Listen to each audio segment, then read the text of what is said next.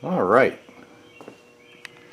Well, we were able to get the bell housing back on today. It's a bit of a fight because, well, first you have to use the bleeder here and bleed out the clutch hydraulics.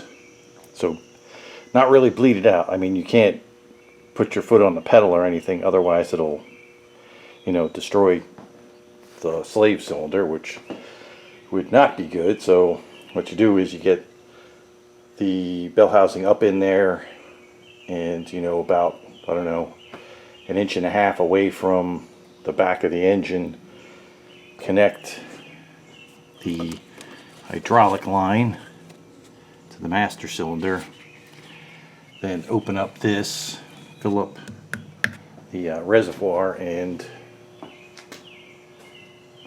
let it flow through.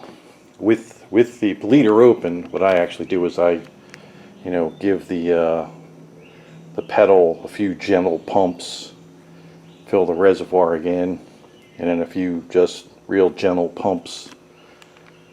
That got fluid into the master cylinder and got fluid to come out of the bleeder. The bleeder you have to have lower than the reservoir too. So we did that. So that's all done. Then we bolted the bell housing on, which is a huge pain in the ass in this car because the bell housing is so big and you can't really get to most of the bolts.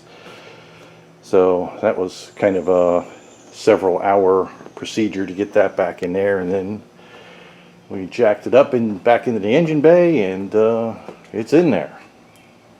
It's the end of the weekend now, and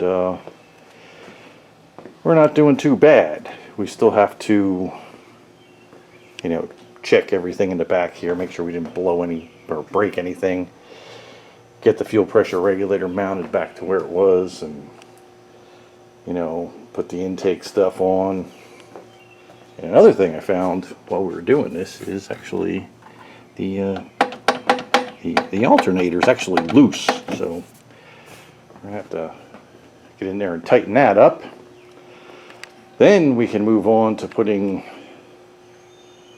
the torque tube back in to the bell housing, then get the trans back in it and put the axles on it and the shift linkage and the exhaust system, and we should be ready to get back on the road then.